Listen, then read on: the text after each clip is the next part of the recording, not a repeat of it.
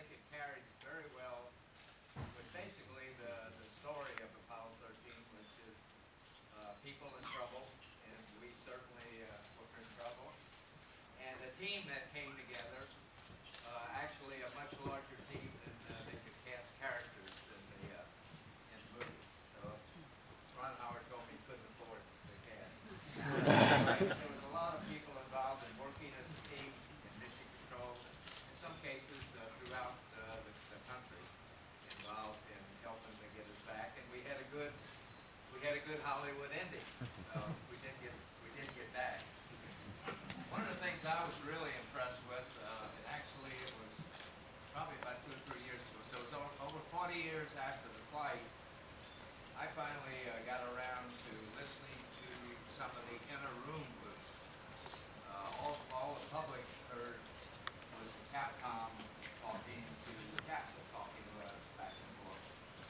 And but there was a number of loops for the various specialties in the room that went to another room out of mission control along the hallway that was some of their backups, if you will, the people that were also knowledgeable about the system. The unusual thing about our situation that was different. Normally, you would say we can handle anything, and certainly when somebody like Gene Kranz, any flight director, they would go to launch. They really had this team behind them that was geared and honed and trained through a lot of simulations to face what they had to do during the mission. Such that credo that was created really by Hollywood scriptwriter Bayer is not an option. It was kind of the way we really felt.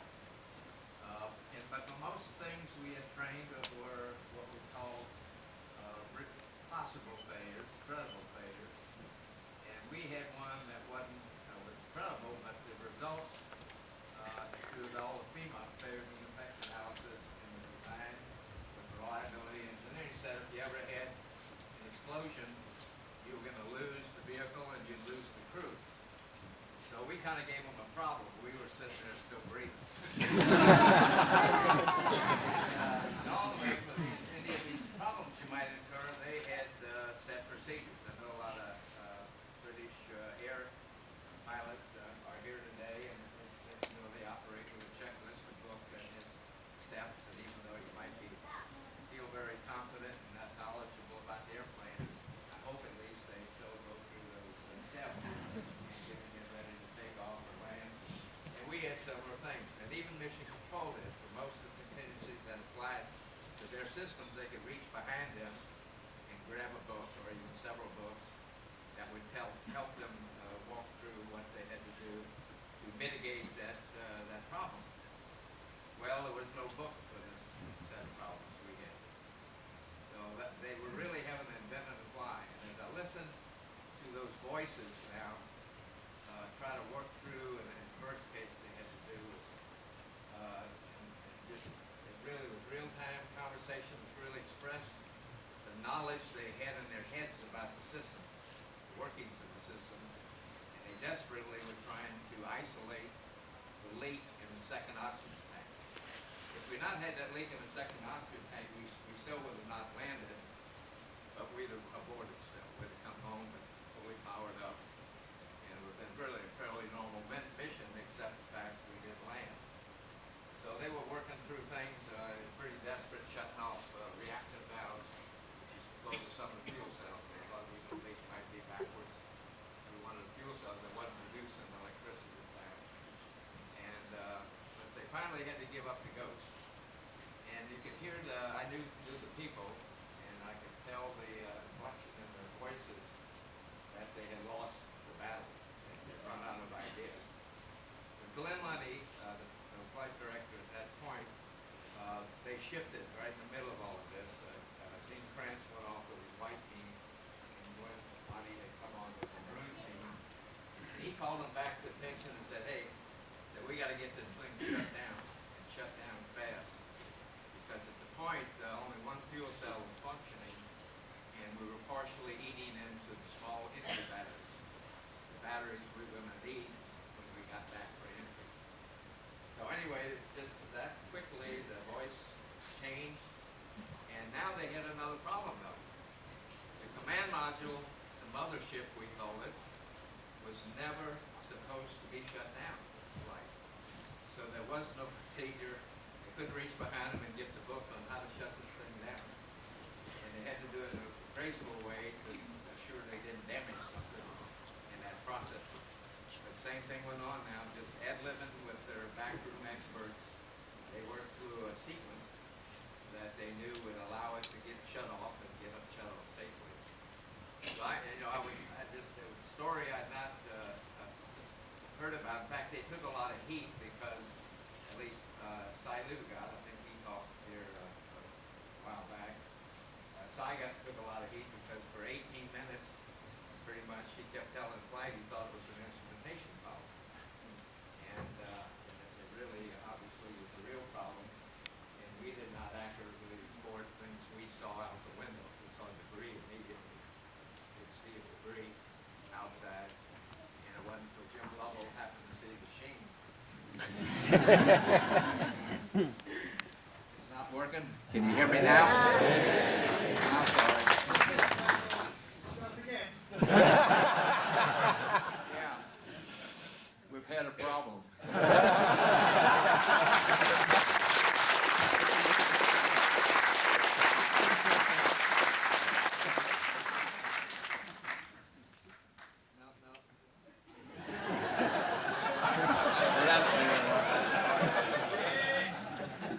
He's taking your wallet.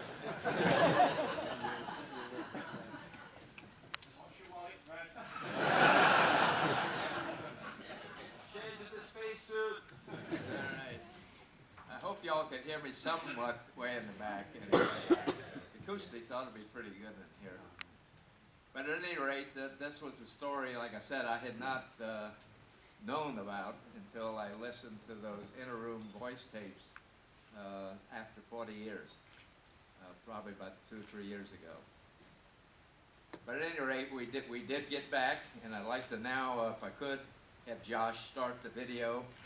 And I'll do some narration of that story with what you see on film, as well as a couple other stories.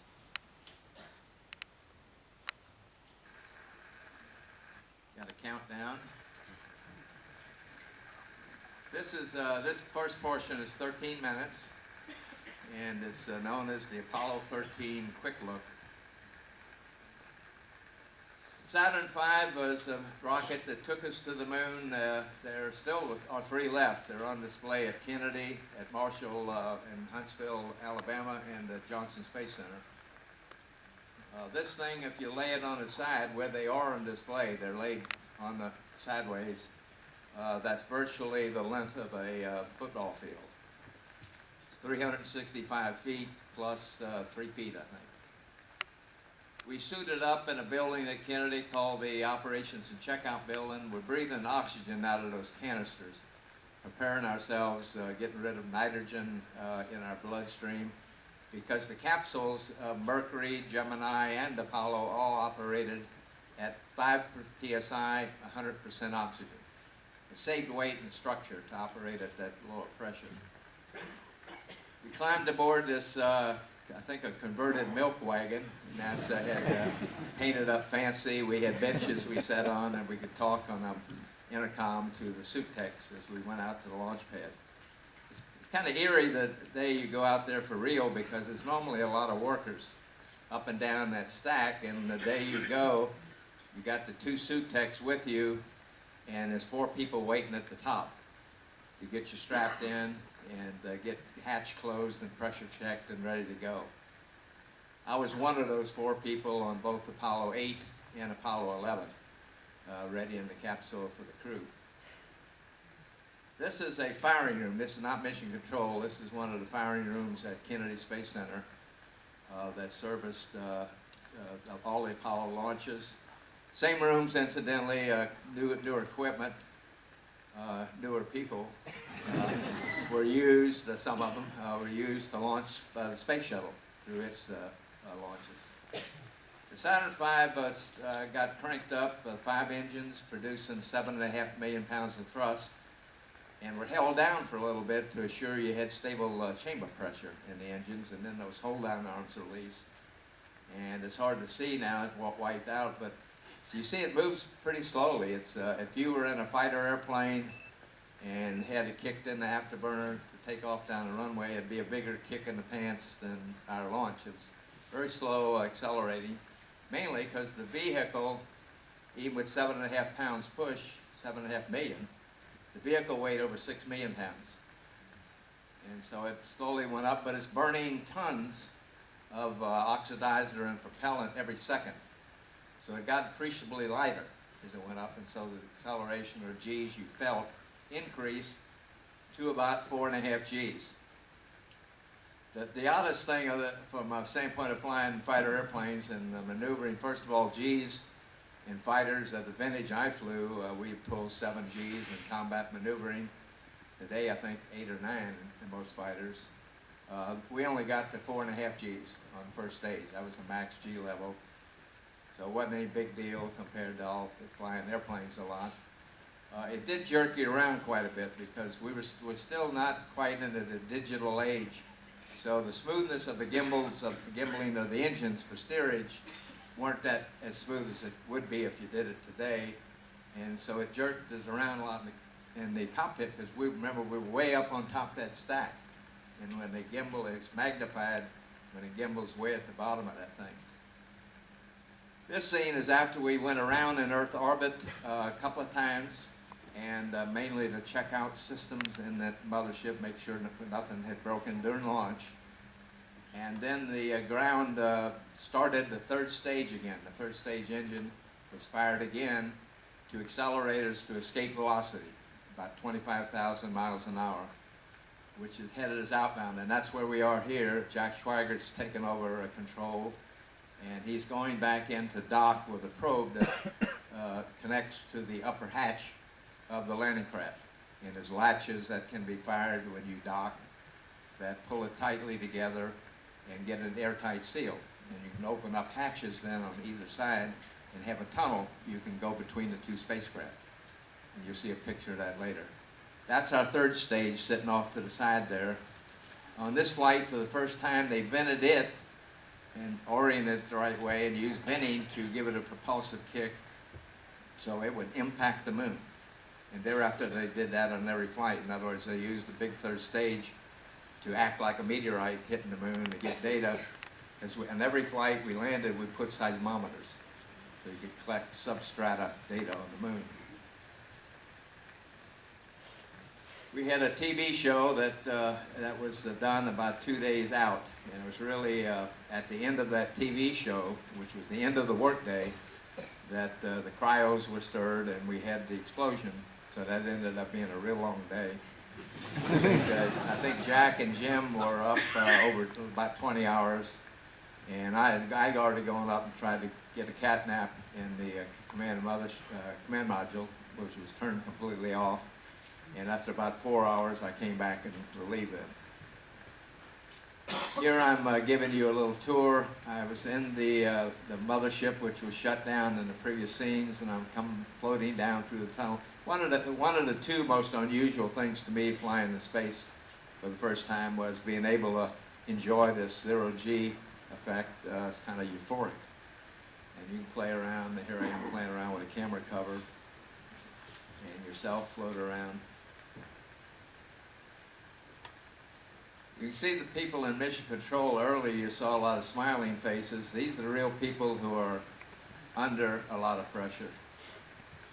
I guess I told you many I talked to, some of them didn't even go home. They just laid down on the floor outside of Mission Control in the hallways when they'd be working through something, and they'd get so fuzzy in their heads they knew they weren't being effective, and they'd just go lay down and try to get a short sleep period and go back to work. Jim Lovell over there is rubbing his hands because by this time, it took about almost a day, but it slowly cooled down because we went down to a very low power level, about 12 amps on the 30-volt system. So if you put that in the watts, it was like being at a 150-watt light bulb. It was like having 2 of them on. So we were not consuming much power, much below the design of the vehicle. And so it chilled down. It froze the water tanks in the mothership.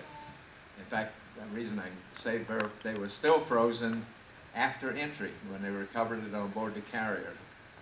I would expect we were probably in the mid-30s. We had no temperature gauge in the limb.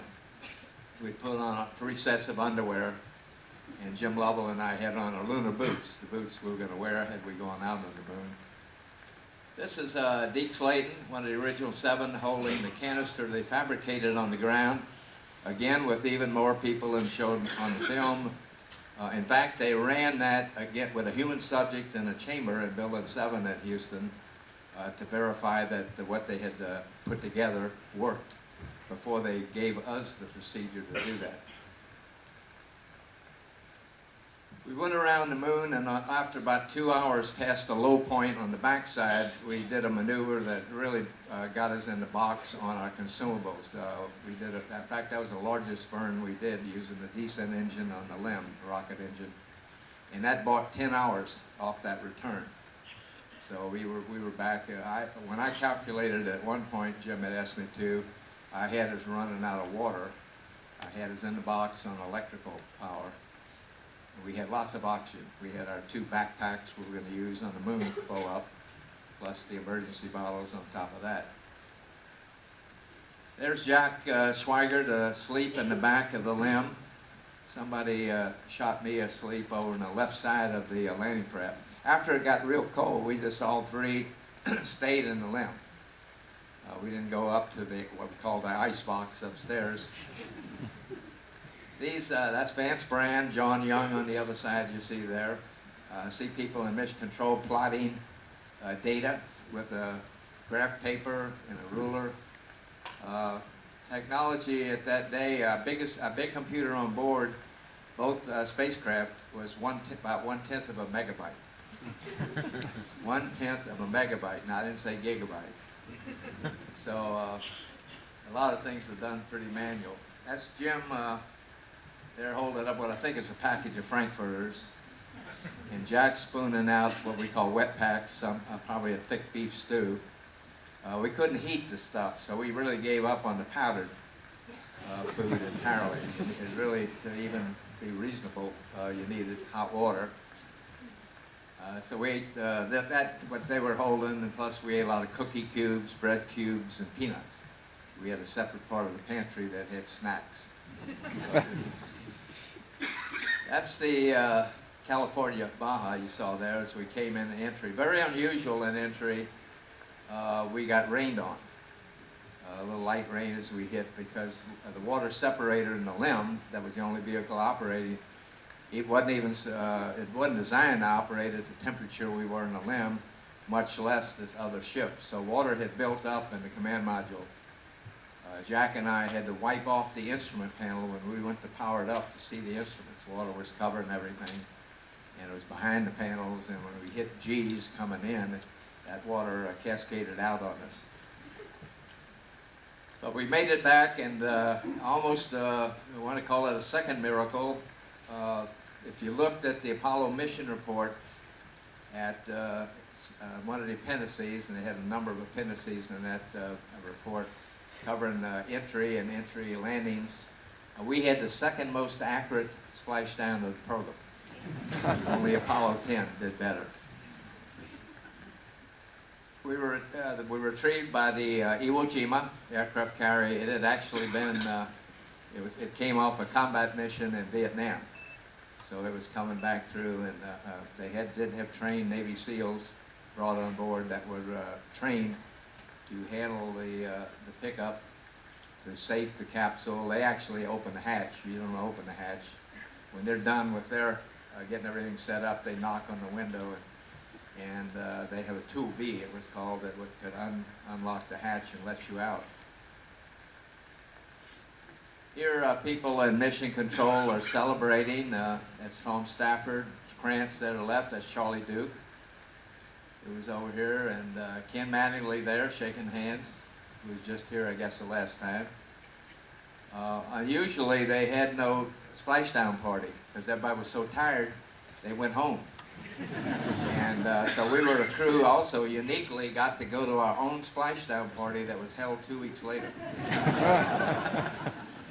That last phone tie-up you saw as they're talking was to President Nixon, who actually flew Air Force One out with our wives and to meet us at Hawaii. Following that, I backed up John Young as the backup commander on Apollo 16, and when I went into that, I had Bill Pogue as the command module pilot and Jerry Carr as the lunar module pilot. And you need to get the sound off, please. Yeah. And I had hoped we would get to go fly 19. At that time, that was the last mission. And we were in training about 5 months, and they canceled 18 and 19, so I lost that chance. I'd gone off to Harvard Business School, and when I came back, I went into the Orbiter Project Office. I eventually wanted to get into program management. While there, I was sport flying with an operation that did air shows.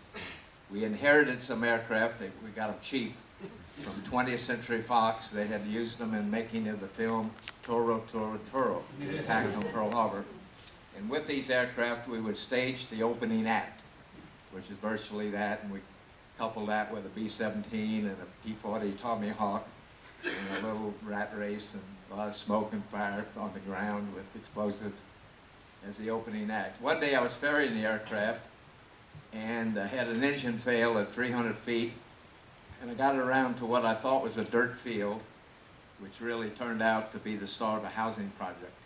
This was a, there were no houses yet, but they started digging ditches. And this was a fixed gear airplane. I couldn't retract the landing gear. And one of the wheels went into a ditch, it flipped, the wing dug in, it rotated over upside down backwards. And I was trapped for a while to get out and receive burns over 65% of my body. Went into the University of Galveston, University of Texas Hospital at Galveston. And this was incidentally the reason I carried this, not because it's gruesome, but because to tell you it's another teamwork story with the goal of getting back to flight status. I had a medical team of a mix of the shrine doctors, the Children's Burn Shrine Institute, who serviced the adult ward, the burn ward at the University of Texas.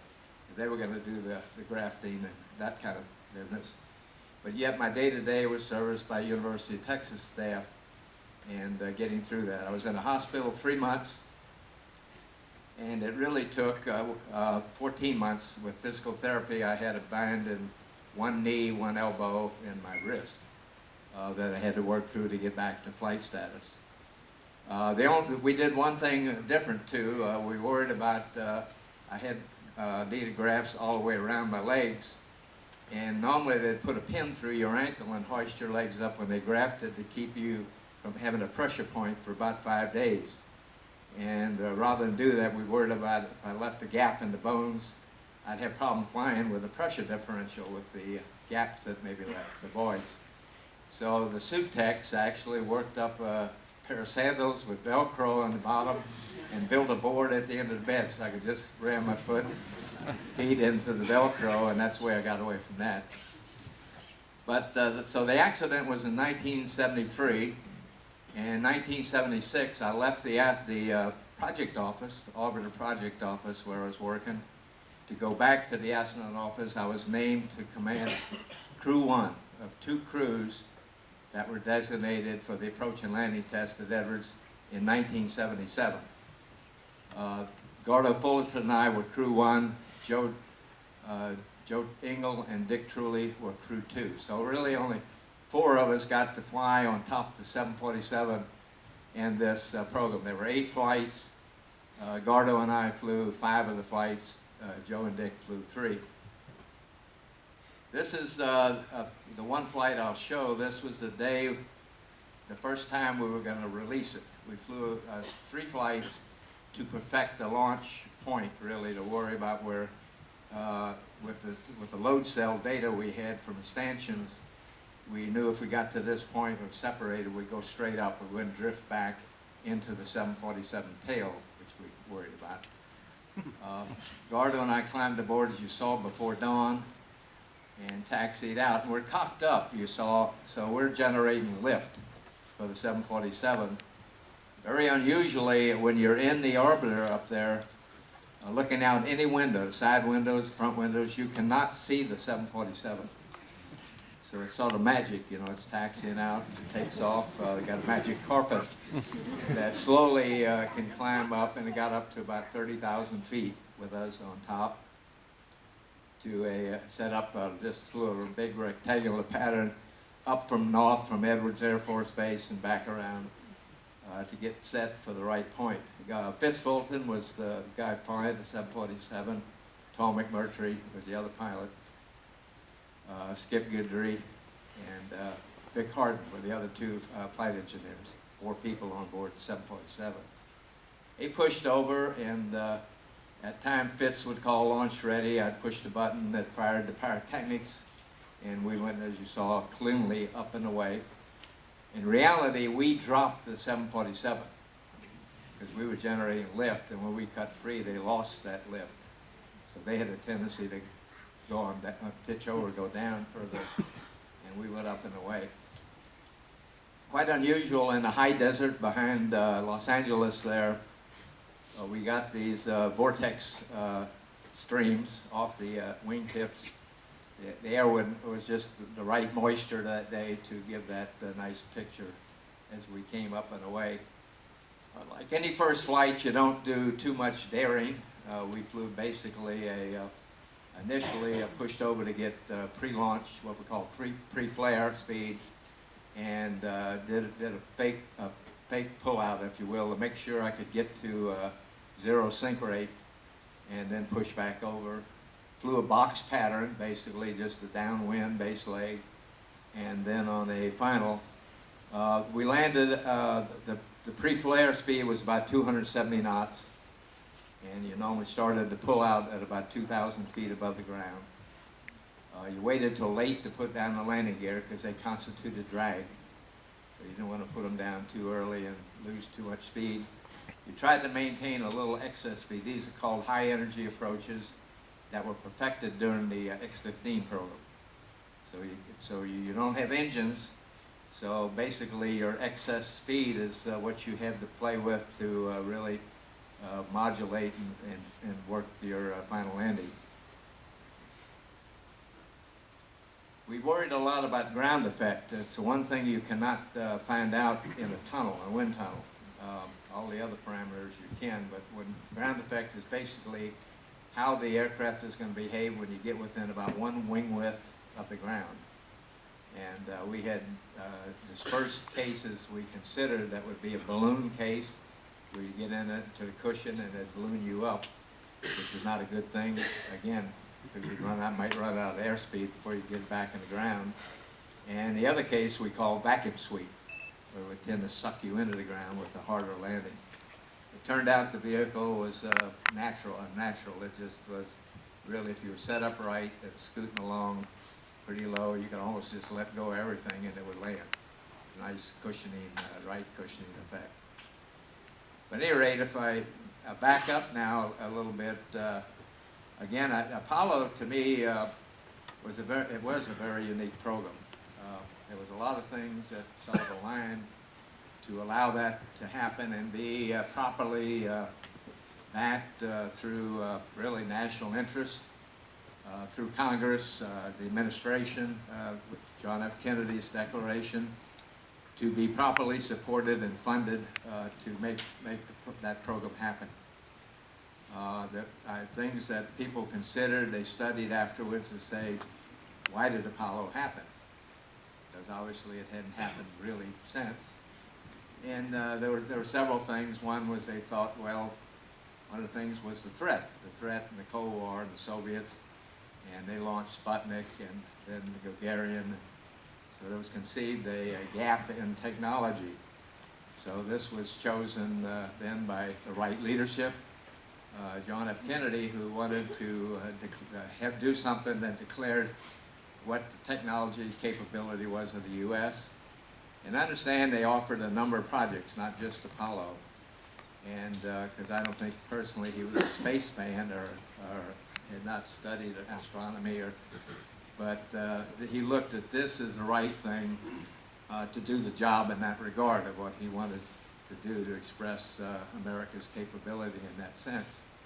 And so it was turned on that way. Another thing you have to have, and that's been a continuing problem, I think beyond, is there cannot be something going on that draws on large amounts of your national budget. And of course, that's what ended up canceling 18 and 19 was the cost of the Vietnam War and the expanding budget to support that. And the last thing is you can dream about doing something, but you better have the technology to be able to pull it off. So you had to have all that kind of stuff aligned to make it happen. And we've really not had that alignment since. Space Shuttle was turned on. I was in the Orbiter Project Office, I mentioned. And the first 3 years of Shuttle, we got half the funding of our program plan. So when you've got a program situation like that, it's similar to what they're facing today, you have to try to make do the whole schedule. You're always trying to hold a schedule. So you start taking content out of the program in various ways. In our case, we deleted, for instance, a backup enterprise. We had 2 enterprises. And we just cut one out, which is not a good thing to do in a test program. You'd like to have something in case something didn't turn out exactly right. We turned one test article, OB-99, into a flight vehicle by only doing load tests up to 80% loads and mathematically extrapolating. So OB-99 became Challenger, the orbiter that later exploded on, as you know, on launch. So that way we bought another airframe without having to build one. We used the structural test article. We deleted a lot of test articles. So there was great risk. And finally we ran out of ideas of what we could throw out. And now that what happens is if you're inadequately funding, then the schedule's going to go. That happened, but another compounding factor was the early time. So we missed the first launch date by 2 years on Shuttle from our original plan. Interestingly, approach to landing test, we only missed that first flight by 2 weeks from a schedule that had been created about 4 years before. So it held, but it was not as complicated a vehicle, and it wasn't as complicated a mission, obviously, as getting to orbit. One of the things that was reflected also in a different way, and so it's a worrisome thing for NASA on a major program when you change administrations. In other words, one administration has turned on the program. In the case of Shuttle, it was President Nixon. And now, about the time we were getting ready to first fly Enterprise, President Jimmy Carter had come in. And it was pretty obvious NASA and the space program wasn't on his top 10 priority list and what he had campaigned for. And in fact, he canceled the B-1 bomber program about 2 months after he came into office, which to us was an indication of his feelings maybe about aerospace in general. It was reflected by the ground crew in a different way. That morning when we climbed aboard Enterprise and got ready to go up the ladder to get in our operating seats, there were 2 Polaroid pictures on each side of the ladder, and it was these characters in blue suits like we were wearing, and they had a helmet on. Actually, they borrowed the suit techs, I'm sure, provided. They had our helmets on, the visor down, and a mask sort of draped, so you couldn't tell who they were. They were sitting on this huge sweeper, kind of sweeps big city streets, in a hangar. And the saying said, if you follow this up, this is your next job. So the workers were worried about it too, about their jobs. It would have taken us a year and a half, 2 years to regroup had we crashed Enterprise. So they were worried about that, and of course we were all worried about that in light of the changing administration, that could have been the end of the program. There's not been anything the same way since. Space Station had to limp along with the funding less than the program plan for several years. In fact, in 1987, had 1 vote shifted in our House of Representatives, if one vote shifted, there would be no space station today. So and that's another problem. I think ASA does it better. I know Japan the same way, and Canada. Normally they fund whatever the program plan is for the years. They commit to that with some reserve, generally 15–20%. And the program manager and they're allowed to run with that till they have to come back and show an overrun, and then they make a decision to either fund more money or cancel it. But in America, you have to live with a budget year to year. And it's never what you hoped it would be.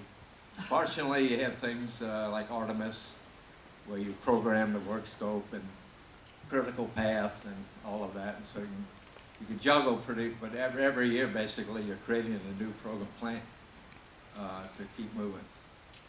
So that's a delicate issue that you face in trying to do a major program in America. If I look back just from my personal standpoint, I just feel very fortunate with my total career.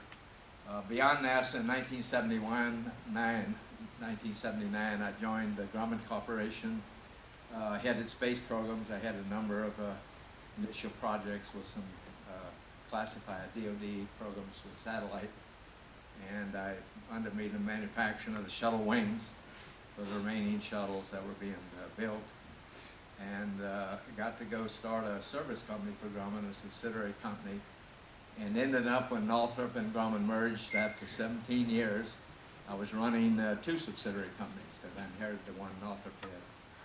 A wide variety of business across the Defense Department, across other government agencies, Internal Revenue Service, EPA, had the post office training facility. A lot of Defense Department though, with more aircraft maintenance and base support type work. So I've had a very lucky, interesting life, particularly in view of being around at the right time for Apollo.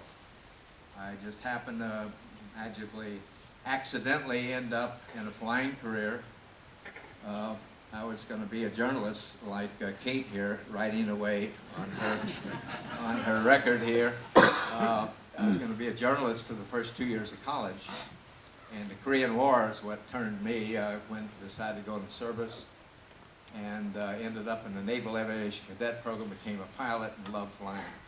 So that put me in the right path from there to go get an engineering degree and become a test pilot for NASA for 7 years, 7.5 years before I went into the astronaut program. So I'm saying I was lucky because I just arrived at the right time with the right experience, background, to be qualified to apply and be accepted in that Apollo program. There are many others today, and you could look at a lot of people have those same credentials relatively today, but there's no program. So I truly feel very fortunate, very lucky to have had the chance. Anyway, thank you.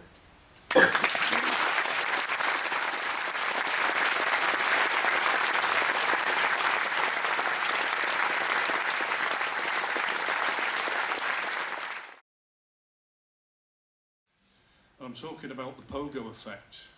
Could you tell me how bad that was and how it affected your operation in the command module? Okay. What the pogo effect he's talking about was on the second stage, which had 5 engines. They were different. They were F1 engines on the first stage. These were smaller. The J2, incidentally, which is today, the J2X is being tested at Stennis Space Center right now for possible use on the SLS. Upgraded. Those were 200,000-pound engines. They've upgraded now to be about 280,000 pounds. But at any rate, the center engine failed. And the reason it failed, this pogo effect, is a fluid flow instability. So it ended up basically chugging, if you want to look at it that way. But the chugging was of a degree that it was causing what's called the pogo effect, like being on a jackhammer. It really wasn't that severe in the capsule. It was not, we could feel this chattering, and then the light came on. We had an array of 5 lights, and that center light went out, which told us that engine had quit. I talked to the Dick Smith, the program manager at Marshall later. He said it probably wouldn't have taken too many more cycles before it would have broke the structure. It was sitting on a cross structure in that center stage and would have had a much bigger bang right there. The critical issue then was, though, to get to orbit, we had to use just the 4 engines burning and burn much longer, including the third stage portion of that, because it was ignited then after you separated the second stage to really get you fully in orbit. So it consumed more fuel than normally it would. We had the longest time of launch to insertion of any of the flights. But it didn't take long. The people on the ground did the calculations on the propellant and figured we had margin, enough margin, I don't know how many seconds, but enough margin to ignite it again and make that maneuver using the engine to accelerate to 25,000 miles an hour and get on our way. So it really, toward a sense of the mission, it had really no effect. Okay, thank you very much. The next question, please, Eddie. Yes, Fred, I believe you had a little trick you used to play when coming from the LEM to the mothership, which when the real explosion took place initially, the crew thought it was you playing up again. Would you care to explain what it was and how it worked?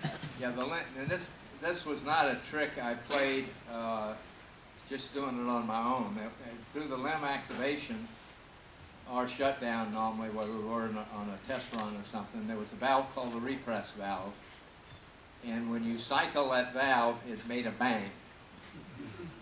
And if you can imagine, we're in metal structures, it tended to echo and magnify maybe who heard it, what they thought it might be.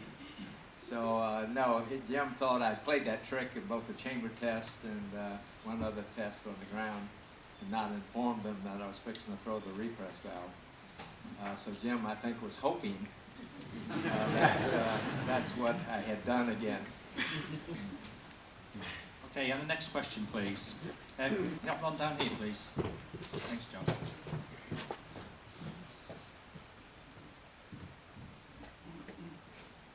Good afternoon. You were Capcom on the Apollo 14 EVA-2. I always thought that must have been a bittersweet experience in a way, because it should have been you up there. Could you share your thoughts on that? Thank you. Right. I volunteered. I would not normally have been a Capcom on 14, but I volunteered to do that, and I lined up with the team that was going to be on duty at that time. I was the Jerry Griffin's Gold team. So that has worked the normal sequences through the mission. These teams cycle. There's 4 teams actually, every mission, 4 flight directors. And they actually have 3 flight directors in their teams that are normally dedicated to, I'll call it, the real activity times, launch, entry, etc. And the 4th team is kind of a floater that fills in here and there to give some relief and maybe more rest time to the other teams. So I lined up with Jerry's team, and that put me, as you said, right in, so I knew I'd cover the second EVA. And I really thought they landed at the same spot from our. They had basically the same traverse that they were going to do that I had trained to do. All the same kind of sampling protocol and special samples they had to collect. About the only thing new they had was this little thing they had to drag behind them, which at times ended up being an impediment, trying to go up the slope up to Cone Crater. But at any rate, I figured I might be able to help them, and they're executing that EVA.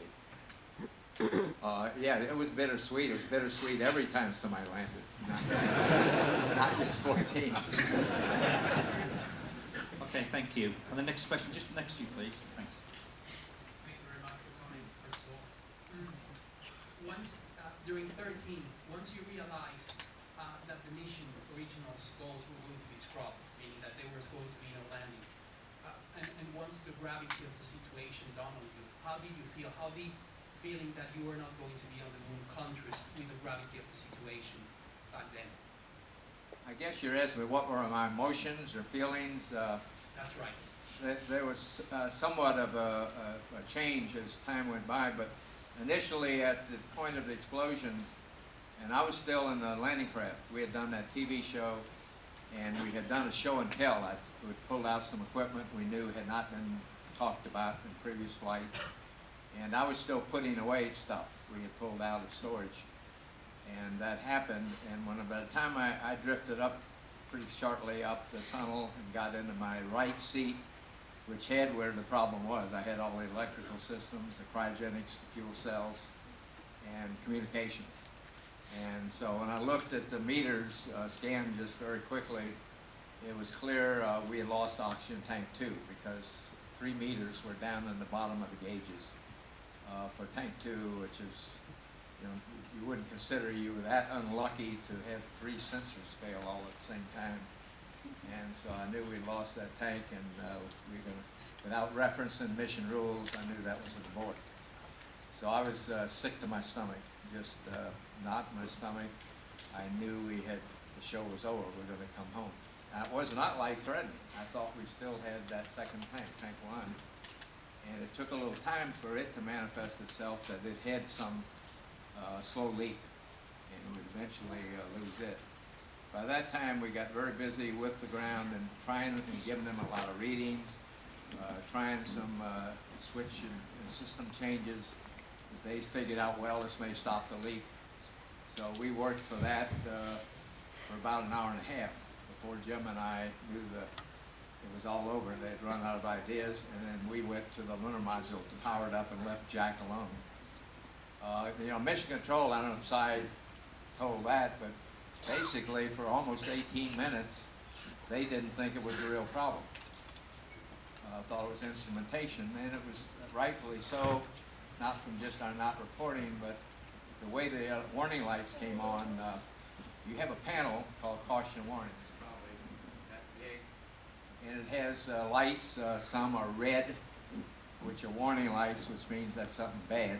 And then you have some of them that are kind of an orange-yellow look cast, and those are caution lights, which also are bad, but not as bad. And we had 7 of those on at once, plus the master alarm, plus a blue computer restart light. And the trouble that faked us out too is that they were across systems that were not interrelated. The vehicle was a very simple vehicle. Everything was stovepipe for a system. There was no integration through the computer. The only thing the computer did, and I told you it wasn't much memory, was it did guidance, nav, and control. That was all of it. Everything else for all systems was manual. So there was no way a problem even with a fuel cell would affect the RCS system. Just no way. They're not interconnected in any way.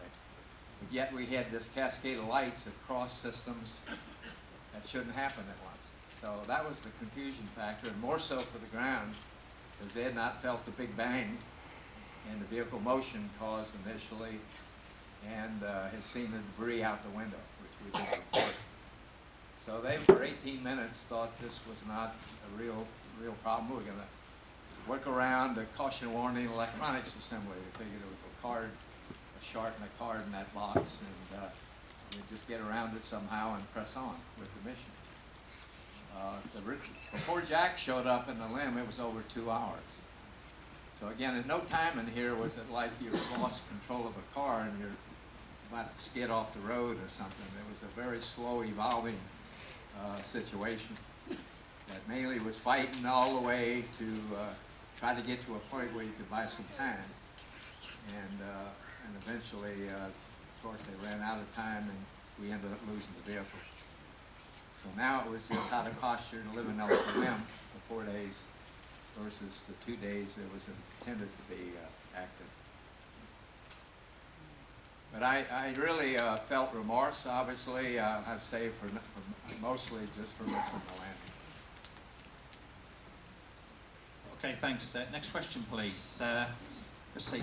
Yeah, come down here, please. Thanks.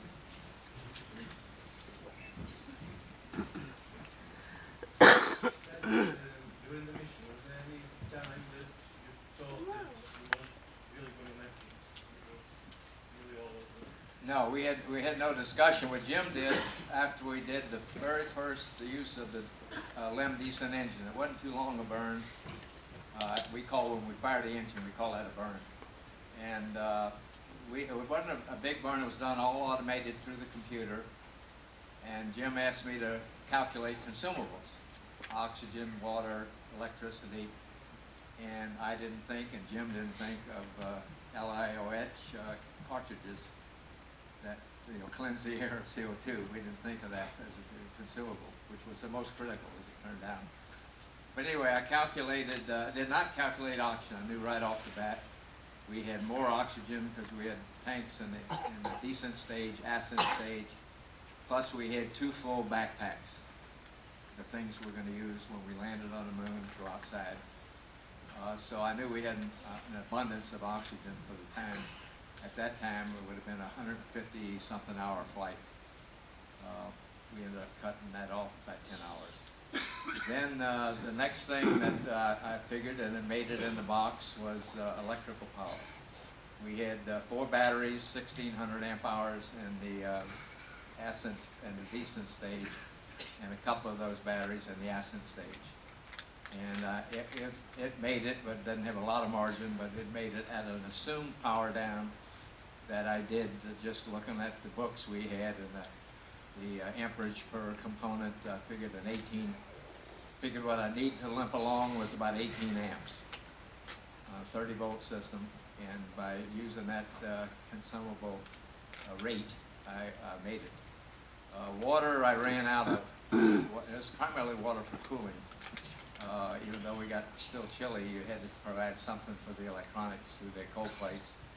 And it ran out about 5 hours before what would then been the entry point.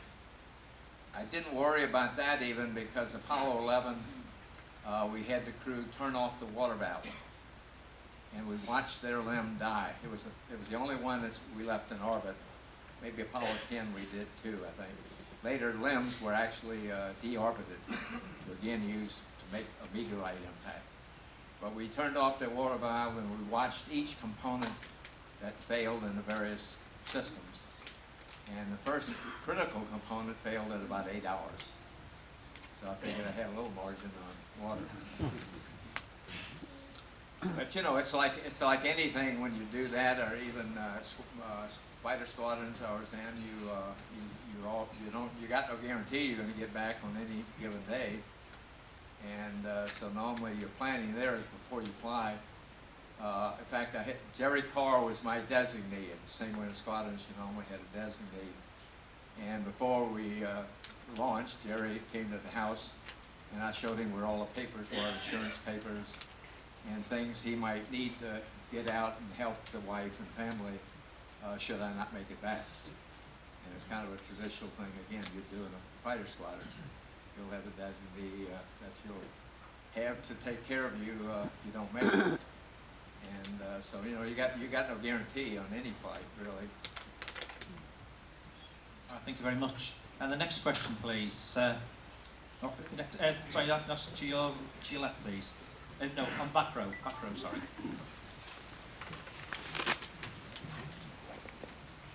Hi, Fred. I'm studying aerospace engineering. Do you have any tips or advice for someone who wants to become an astronaut? You are an aeronautical engineer, or you're planning? I'm 2 years now. Okay.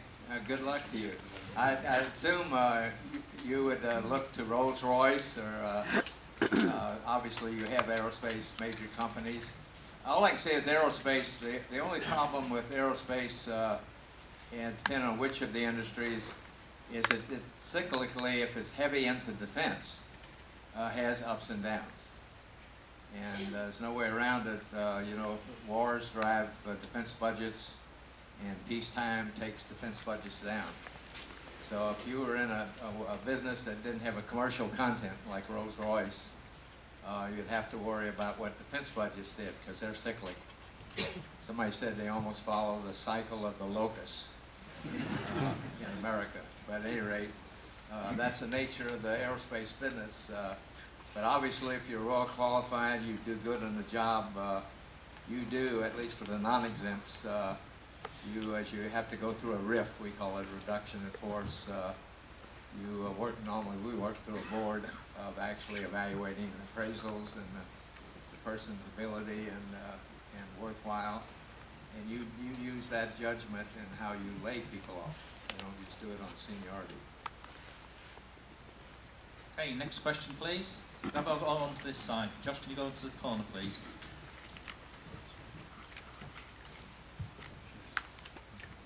Yeah, my question's to do with, was there any concerns on the structure in firing the LEM rocket for, in terms of the connections between the command module and the LEM in using it in that configuration? And also, clearly in the film there's portrayals of a lot of new guys being thrown around. Did that happen in reality at all during the flight? Well, one thing the reason it was not a concern is Apollo 9. Apollo 9, Jim McDivitt, in fact, he decided to stay with the LEM, the Lunar Module first flight. If he had not, he would have flown Apollo 8, and Pete Conrad and that crew would have really been the first crew to land on the moon. But he decided to stay with the LEM because he had a lot of investment through the early first development of that first LEM that was going to carry a crew to orbit, and they shook it out. I mean, they did a number of firings, both with the descent engine. They staged and did a NASA engine firing. So they made it with the command module. So it really with the automated system, it was smooth. Now, in our case, we didn't have computers for the last two burns we did, which were highly exaggerated in the movie. For the movie, they showed us doing this burn using a stopwatch to run the engine on and off, and the Earth going up and down in the window. If you look at the data, we did two burns, very short burns, about 18 seconds on one, about 21.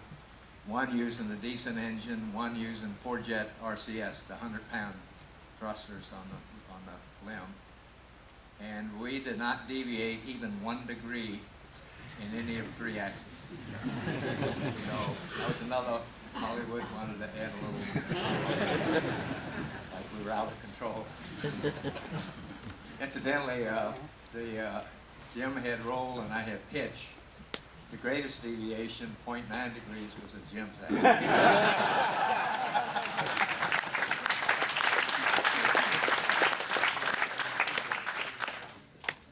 Thanks. Your man here, please, Josh. One row forward. Yep.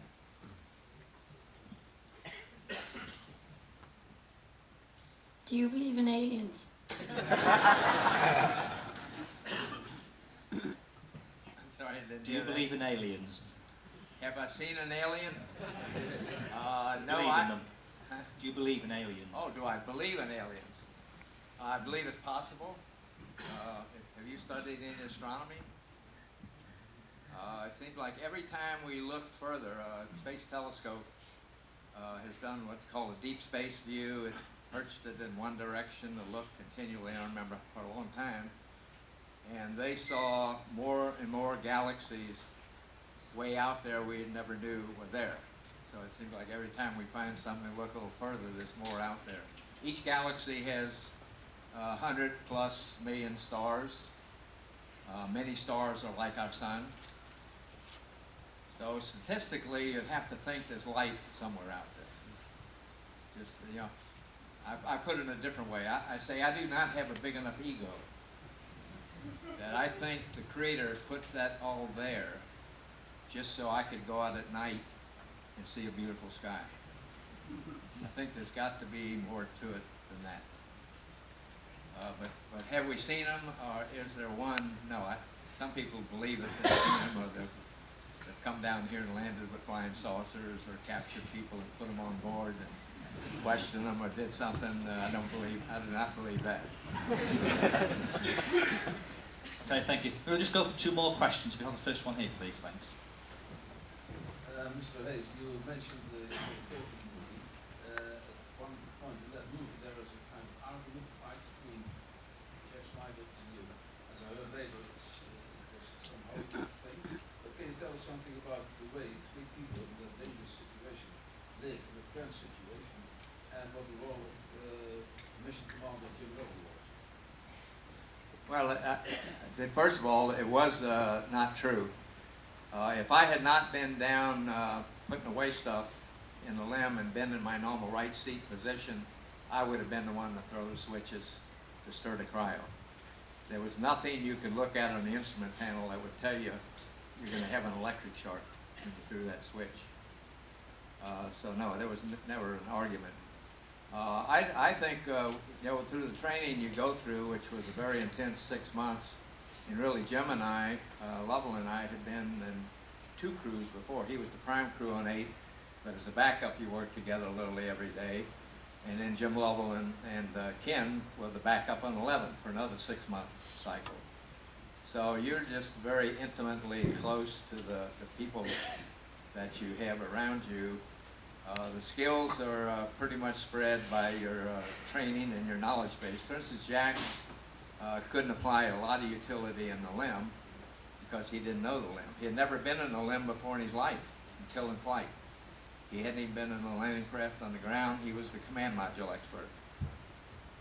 So you kind of were trained to do your component of what you trained. You basically, the way we trained was the command module pilot had to know the whole command module. He had to operate it alone because he was going to be in lunar orbit, but also he may have to come home alone. If somebody didn't get off the moon, he was going to have to come back and do the entry on his own.